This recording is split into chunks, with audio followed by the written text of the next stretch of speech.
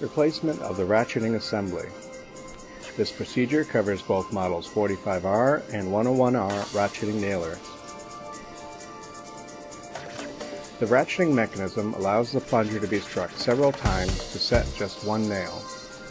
To inspect ratcheting mechanism, first remove the two 1/2-inch screws holding the access plate.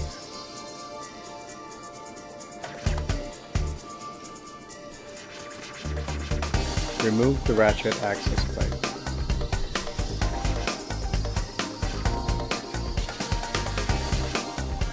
Remove the ratchet assembly.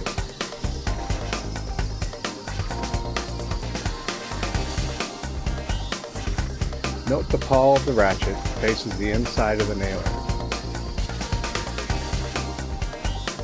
Inserting a new ratcheting mechanism. Make certain that the pawl of the new ratchet faces the inside of the nailer. Insert the ratchet assembly with the pawl facing the plunger head.